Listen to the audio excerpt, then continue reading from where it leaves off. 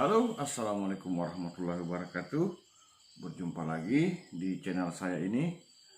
Pada video ini saya ingin berbagi karena banyak teman-teman yang bertanya bagaimana sih caranya menjadi pengepul walet atau pengepul sarang walet. Jadi saudara-saudara yang minat menjadi pengepul walet, saya kira itu hal yang sangat baik sekali.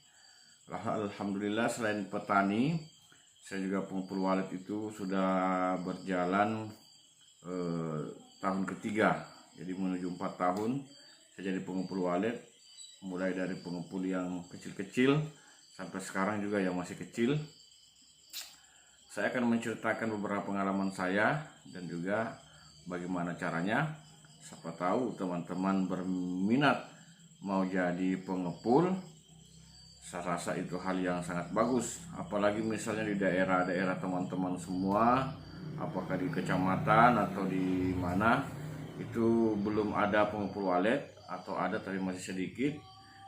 Alangkah bagusnya kita belajar, kita beranikan diri untuk mencoba berbisnis menjadi pengepul sarang walet, ya.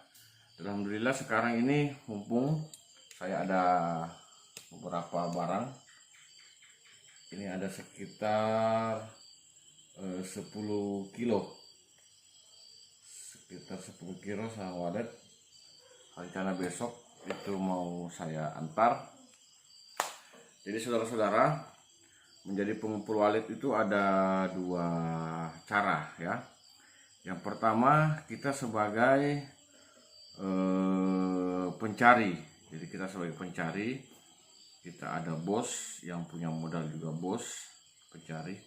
Kemudian atau kita yang buka sendiri, jadi modal apa segala macam itu dari kita sendiri. Jika Anda mau menjadi pencari, itu biasanya kita cari bos walet yang besar dulu. Kita ke sana, mungkin ada kenalan atau bagaimana.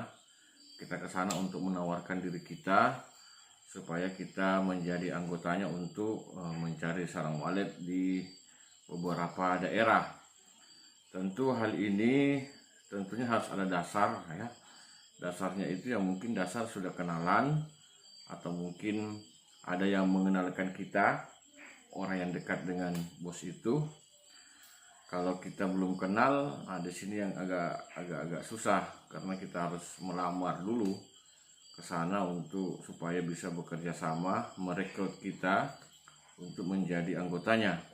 Tapi tentu untuk menjadi anggota pengepul ini tentunya dasarnya itu ya harus tahu di daerah-daerah kita sendiri ini harus ada dasar, tahu siapa yang punya barang, siapa yang petani-petani itu kita sudah punya dasar, kita tahu beberapa orang.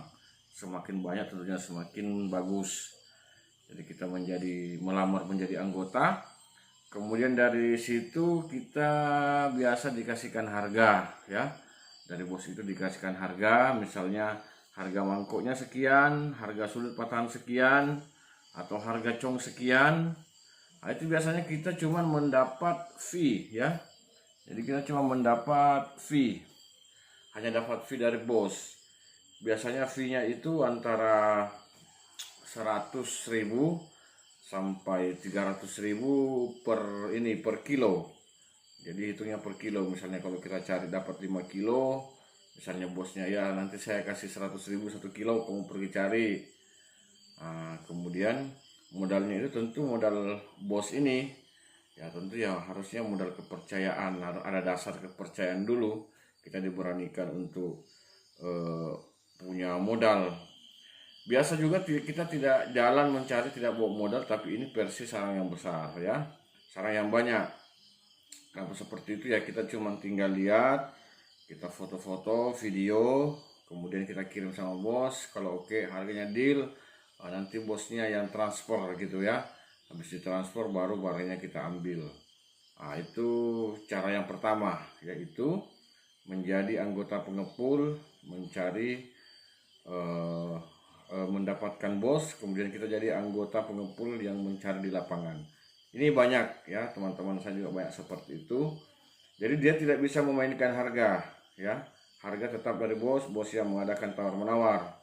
Kita cuma dapat fee aja atau dapat gaji dari per kilo yang kita dapat. Itu biasanya antara 100 sampai 300 ribu per kilo.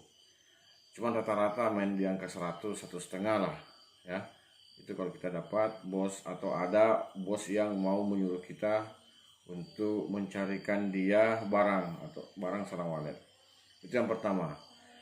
Yang kedua, kita punya modal sendiri. Alhamdulillah seperti saya ini dari awal itu punya modal sendiri walaupun tidak banyak. Saya pertama kali punya modal itu tidak sampai 50 juta. Saya sudah berani. Saya cari-cari modal. Awalnya saya tidak punya modal, hanya kepercayaan, tetapi saya paham bahwa saya harus punya modal pegangan sendiri. Kemudian saya tidak sampai 50 juta. Kalau saya tidak salah itu antara 45 juta uang pertama kali saya pakai untuk modal. Karena di daerah saya ini memang petani-petani kecil ya, petani-petani kecil. Kemudian apabila yang kedua ini kita punya modal sendiri, tetap juga harus cari bos dulu. Mengapa seperti itu? Kita harus tahu harga ya. Misalnya kita mendatangi ada bos yang besar, dia bisa ngambil tinggi. Gini bos, saya punya modal, saya mau cari sarang walet, nanti saya jual. Berapa bos kasih saya harga beli ya? Harga beli dari saya itu berapa misalnya kan? Maka kadang itu bos itu ya, misalnya saya kasih kamu harga mangkoknya 13, sudutnya 10, patahannya 9. Tentunya kalau sudah harga seperti itu, kita yang mencari, kita yang mengepul, kita yang menampung, pastinya mengambil di bawahnya. Untuk langkah-langkah awal biasanya itu banyak pengepul itu mengambil untung itu di antara ya sekitar 500 per kilo lah. Jadi misalnya bos kasih kita harga mangkok 13, kita beli 12,5 misalnya. Seperti itu. Tapi nanti akan kita jalani dan kita akan mengerti sendiri. Ya, jadi harus kerjasama dengan bos. Masalah harga, jadi masalah nanti turun, tiba-tiba turun apa segala macam, bos itu mau tanggung jawab. Yang penting kita punya modal untuk membeli sarang walet. Kemudian hal yang harus kita pahami yaitu dari segi yang harus kita belajar terlebih dahulu, tentunya harus tahu barang ya, harus tahu barang. Barang ini tidak gampang. Barang ini gampang kalau kita sudah terbiasa menjual atau apa, misalnya kita sudah ngerti walet, kita sudah punya sarang walet sendiri, tentunya itu bukan hal yang susah, kita bisa tahu. Tapi tidak apa-apa, kita ulangi lagi.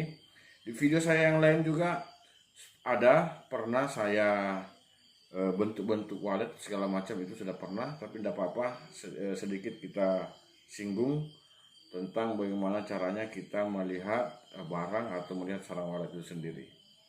Oke. Jadi kebetulan saya ada stok barang ini sekitar 10-an lebih. Untuk pertama itu mangkok ya. Jadi mangkoknya seperti ini. Ini mangkoknya. Nah, ini bentuk mangkok. Perhatikan bentuk mangkok itu dia besarnya sekitar 2 jari lebih ya. Jadi ngukurnya seperti ini. Nah, ini 2 jari lebih. Kalau dia 2 jari pas, itu biasanya tidak masuk mangkok. Itu biasanya dia masuk ke sudut. Kalau 2 jari pas atau dibawa dari 2 jari itu maksudnya di sudut ya. Kalau 1 jari aja kecil tentu itu masuk patahan. Kalau sekitar 2 jari itu masuknya di sudut. Tapi kalau dia 2 jari lebih, 2 jari setengah atau bisa 3 jari, berarti itu masuknya mangkok. Ya ini agak besar ya. Jadi masuknya mangkok. Ini mangkok. Nah, ini yang mantap, yang kurang bulunya. Ini biasa sih kalau dalam istilahnya ini pelontos ya. Biasanya sih banyak size sebenarnya. Cuman untuk dasar-dasar ya kita ngerti mangkok sudut patahan. Kemudian di sini kalau saya sih jadikan satu aja sih, patahan sama sudut. Kalau bentuk ini biasanya dihitung oval, cuman ya kalau awal-awal diratakan sudut lah ya. Apa jadiin sudut. Nah, ini sudut.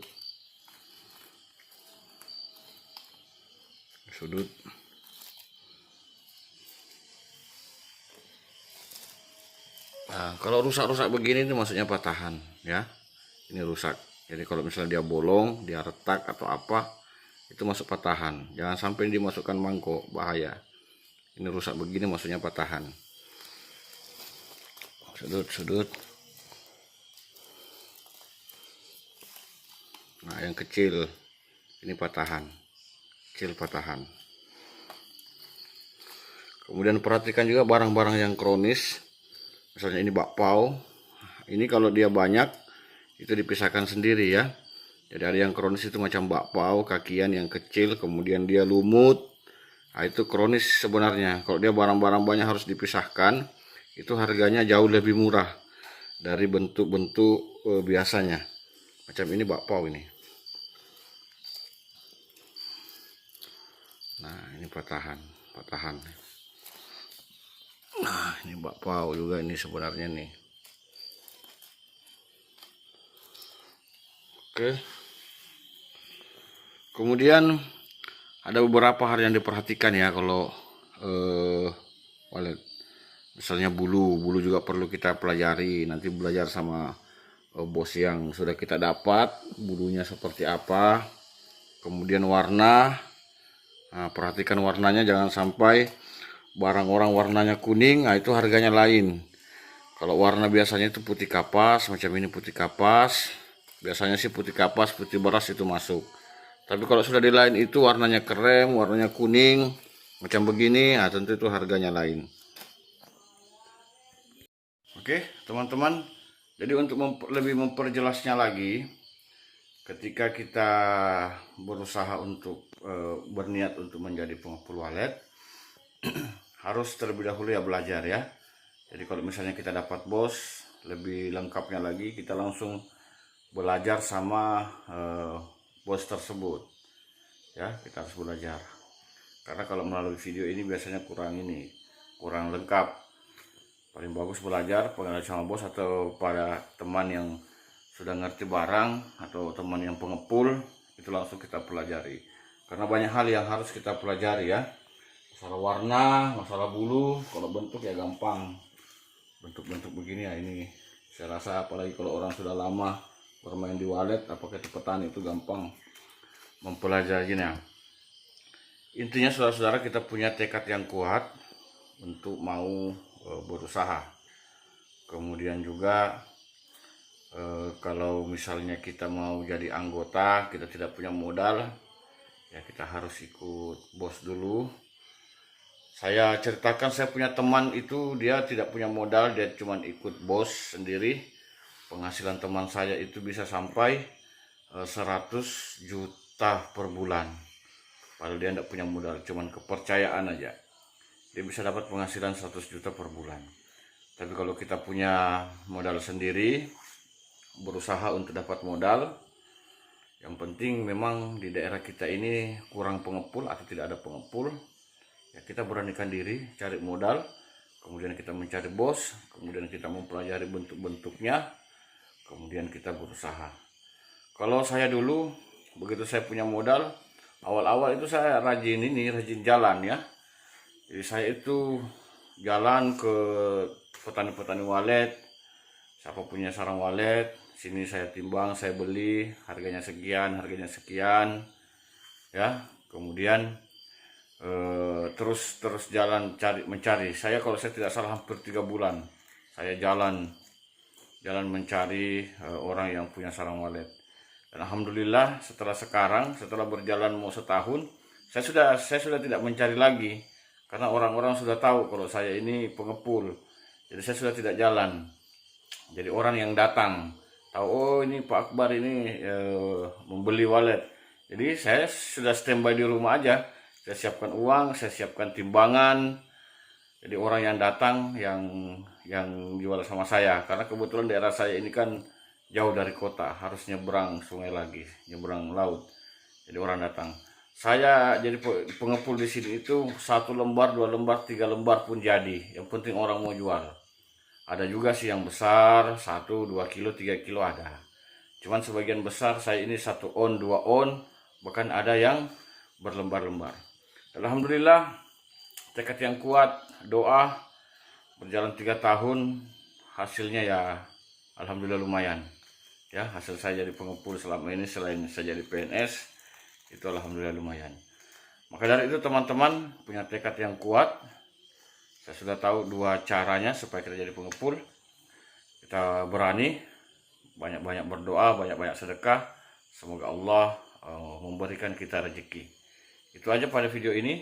Apabila ada yang kurang, bisa kita bahas di kolom komentar. Nanti saya akan jawab di komentar apabila pas saya sempat. Wassalamualaikum warahmatullahi wabarakatuh. Salam sukses untuk kita semua.